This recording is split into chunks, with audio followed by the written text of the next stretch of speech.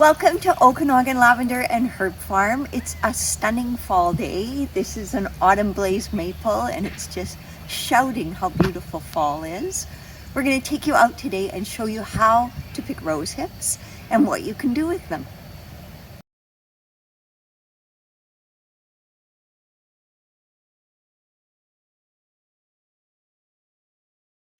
So when you pick rose hips, you want to wait for the nights to turn cool, get a little frost, and then you're going to notice your rose hips go from a light color to this bright red orange. And you can see that they're feeling soft. So I know that they're going to be nice and fleshy inside. So if I squeeze this one, let's just show you what it looks like. So vitamin C, vitamin A, lots of minerals, keratin, that beautiful orange color. That's what we're looking for. A rosehip is the fruit that a rose produces, and it comes from where the bloom was.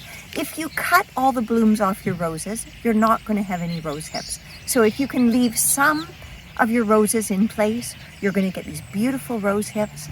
Right here, I'm picking Damask Rosehips. They're little oval shaped. They're a really nice size. They're easy to pick.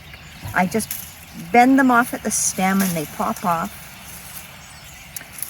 And I actually pick rose hips over probably about a 2-week period. I just come out, your hands get cold because it's fall, so just pick them for a little while. We dry them, and we use rose hips in tea, and we also use rose hips to make our infused rosehip oil. So they're beautiful to flavor your food, and they're wonderful for your skin. So I've got a basket of damask roses for my syrup, and I just wanted to show you another rosehip that we picked. This rosehip is tiny. You can see the difference in size in my hand. So this is a damask rosehip, and these are from the Nootka rose, or the wild rose of Canada. And these ones I use in tea. So they're lovely. What you do is you scoop out the insides and you just dry the shell, and then you can add that to tea. So I'll pick some of those and I'll show you how to do that inside.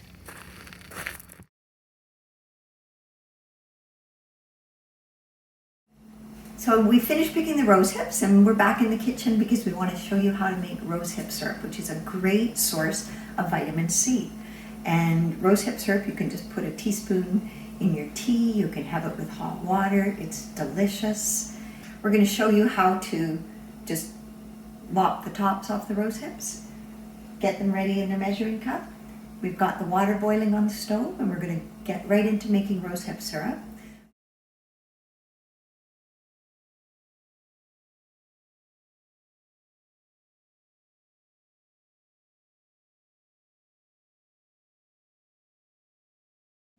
So I've got 2 cups of water that I've boiled on my stove.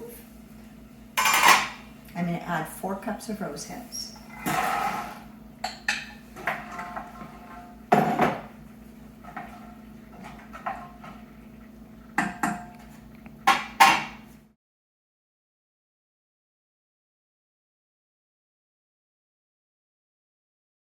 So we've got the rose hips in the water. We're going to set the timer for 20 minutes. Come back and we're going to strain our rose hips.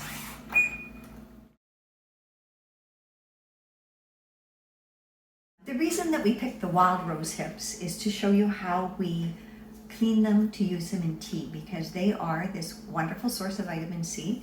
So you can just have a jar of rose hips in your cupboard and add it to any tea that you like. So if you drink mint tea or fruit teas, just add a few rose hips to them. What you want is this nice soft rose hip. You're going to pop out the stem and you're going to squeeze it. And you get a little ball that is the seeds and the hairs all in one. And then this part, the shell, I'm just going to put in my dish and I'm going to dry it.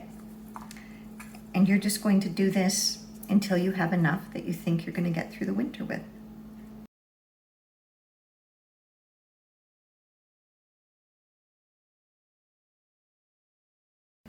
So I'm wearing gloves while I do this because your fingertips will turn orange from the keratin in the rose hips. And they're really sticky. The reason that you don't want the seeds in your tea, as you can see, there's these tiny little hairs around them, and those hairs are real irritants in your throat. So children used to make itching powder out of those hairs, so you can imagine what they'd feel like if you swallowed them. So once my rose hips, I've got a dish of rose hips, all I use are my cookie cooling racks. I line them with parchment paper, put these on top, just let them air dry, and when they're nice and crisp, there's no moisture left in them, you can store them in a jar and just keep them in your cupboard. Enjoy them all winter.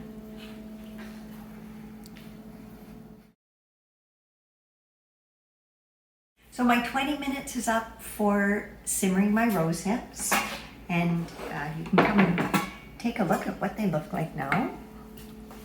So it's a beautiful orange mash. And what I want to do is strain this.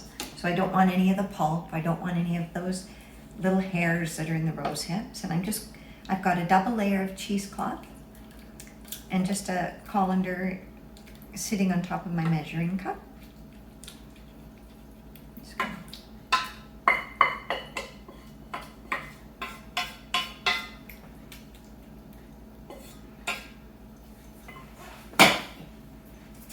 And then you need something to press down. So I usually use a glass of some kind to just press my liquid out.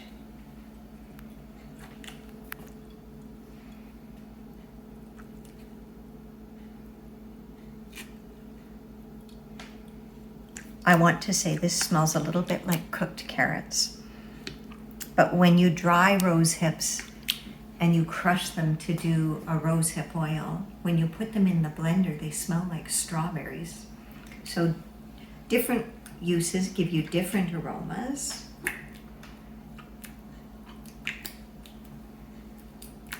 Okay, now I'm going to let this sit and just drain for about 10 minutes before I start making the syrup. So the pulp's been draining for about 10 minutes, and now it's hot still, so I'm just going to put on some rubber gloves. I'm going to pick up the edges of my cheesecloth.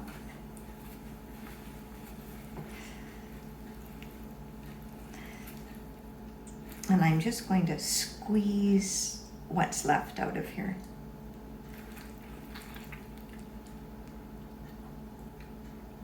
It's a bit of a messy job, but it's so worth it in the end. You won't believe how good rosehip syrup tastes. Okay, I don't think I can squeeze any more out of this. And now this pulp can just go into my compost. So I'll just set it aside with my other compost dish. So I've been able to squeeze out 1 cup of the rosehip juice. I'm going to mix it with 2 cups of sugar in my pot, and I'm going to bring it to a boil for 10 minutes.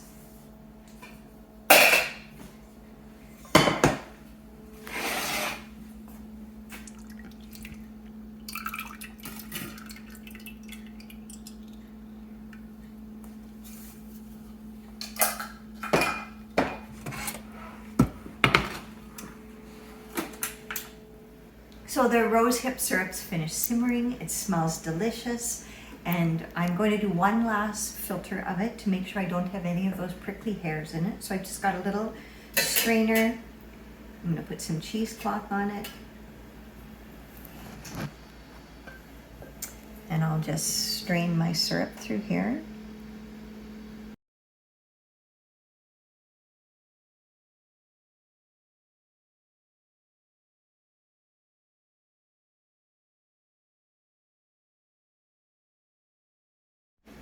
Okay, so what I do with my cheesecloth is I just gather up the corners, twist it a little bit so I get every last drop out of there. And I'm just slightly putting pressure against the side of the sieve.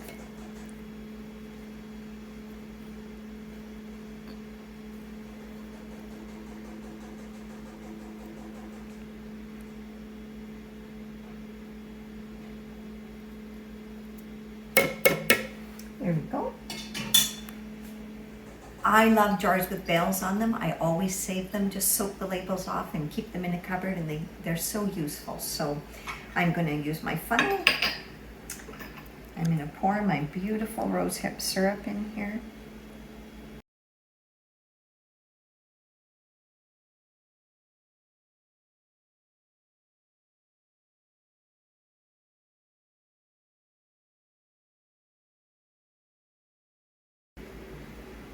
And there's your rosehip syrup. Now I added 1 tablespoon of lemon juice to this as a preservative, and you can just use fresh lemons. You can use reconstituted lemon juice, but it's a good preservative. I'll keep it in the fridge and enjoy it within 6 months. So here's a fun fact about rosehip syrup for you. During World War II, when England was cut off from all other countries because of the war, they had a campaign to pick rosehips and make rosehip syrup to prevent scurvy in children. So there's a fact for you. Thanks for watching our video. We love your questions in our comments below. If there's something you want to learn about that we could help with, we'd be happy to. If you like the video, give us a thumbs up, subscribe to our YouTube channel, and we're looking forward to sharing some more tips from the farm with you in the next few weeks.